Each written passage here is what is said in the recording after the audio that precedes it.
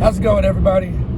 Just wanted to take a few minutes to talk more about life, man. Just personal growth. The other day, did a little short live video about how having good habits does a lot to help with mental health. And these are all obvious things. You go over there and you Google things like depression or being manic depressive or how to deal with like crazy mood problems or anything like that. Like one of the things that you'll see pretty consistently is the call to have better life habits, regular sleep schedules and all that good stuff.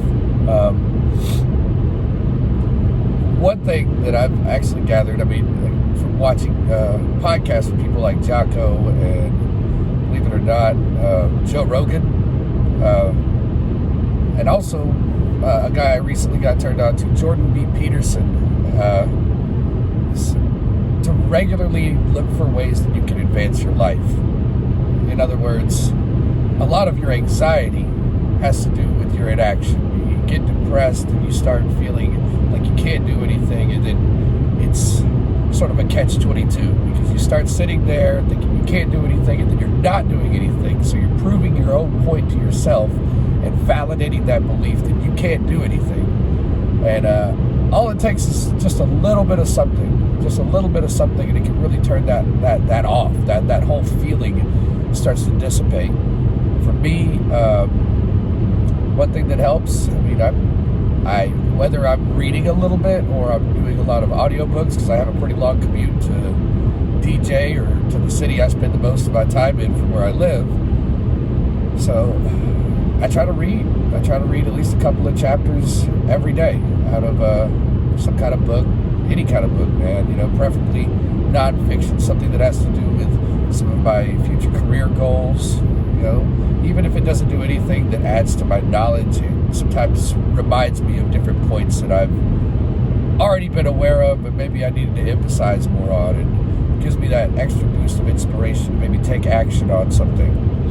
And sometimes when you look at the things that you wish you could do, you see the entirety of the issue, this huge undertaking of all kinds of stuff you got to do. But the reality is, what you got to look at is just one thing you got to do. Just one thing out of that body of to-dos to become the next amazing chef, executive chef at a restaurant, even if you're not even working in the business, or if you're just a line cook right now. What's the next thing you can do to start working on being the executive chef, to be a bar manager? And I'm kind of speaking from my own personal interests and stuff like that, food and alcohol, but it doesn't matter what it is. If you want to go and change your field, if you're a psychologist or a therapist and you're not happy with the field you're in, because there's so many different fields of that you can choose from, you want to shift over to clinical psychology because it fits you better,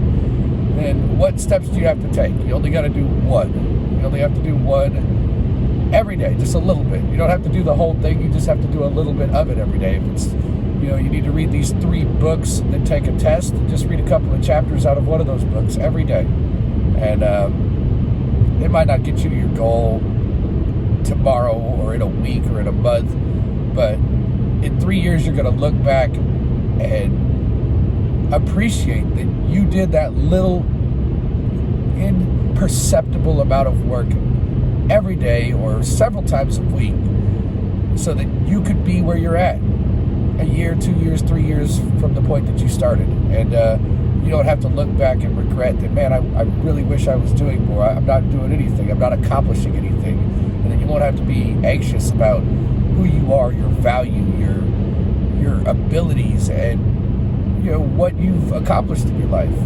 Because your greatest accomplishments happen over time.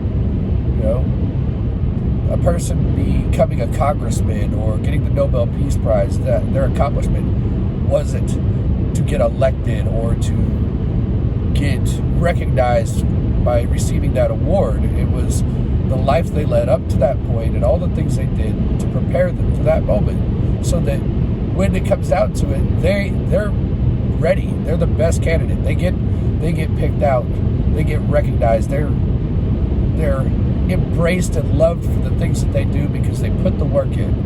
And if you do that, you're gonna feel better. And if for no other reason than that, that's why you should do it. I don't care what it is. If you're depressed right now, you don't want to get out of bed, you're surfing on Facebook, you're watching your third season on Netflix, and you're just sitting in the kitchen just trying to figure out what you want to eat next. I mean, I don't know, man. Like, just any number of things that I can personally relate to when it comes to not wanting to do anything because you just want to vegetate, not deal with your brain. Just shift and do one little tiny thing. It may not be something that solicits an amazing amount of pride and accomplishment out of you, but same time, in 3 months, man, that could be a whole book. That could be a course you just finished.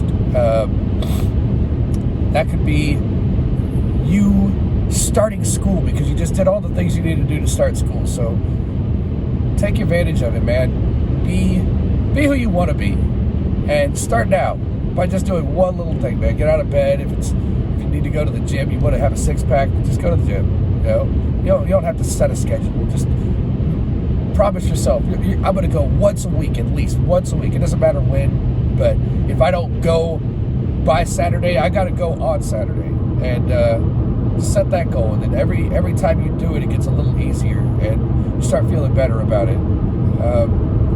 I'm only, I'd say, about 2 or 3 months into this, I guess I would say, a life-changing thing in my life. I mean, I've always been trying to work on having better habits and feeling happier, but just 3 months in, and I haven't overwhelmed myself. I haven't tried to hammer myself like a drill instructor and tell myself I need to do all of these things. I'm just trying to add a little bit of something every now and again. As soon as I get comfortable with the one new thing I add another thing.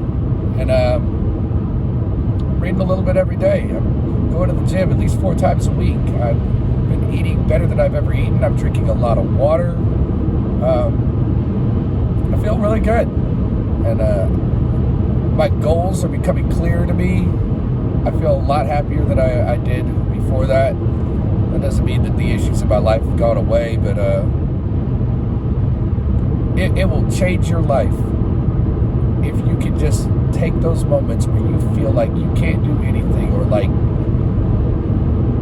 in those moments where you have all of these rationales in your brain why not to start something or why you need to do it later. If you just do one thing right then, you take all of that negativity as a trigger to make you just do something. I don't care if it's clean your room, clean up your bathroom, go do some yoga, just something in the world of self-care and self-development. One imperceptibly tiny thing every time you start being negative. And my God, man, it changes your life. So I hope I'm helping you guys out. I don't want to sound mushy, or I don't even know exactly the right word for it, but I'm not just trying to talk out of my ass and make you guys listen to me. I genuinely care about this issue because it's bothered me many times over the years, and I have gotten better at it. And I know I've met a lot of people that didn't think that they could feel better, and I want everyone to not feel that way. I want everyone to feel better. So if any of this stuff works out for you, man, let me know. And I would love to hear progress from anybody that's made some kind of transformation like that. And if you haven't, don't be hard on yourself. Just have faith in yourself. You can do more than you believe you can. I promise that. So peace out, folks. Hopefully the next video will be something a little funnier.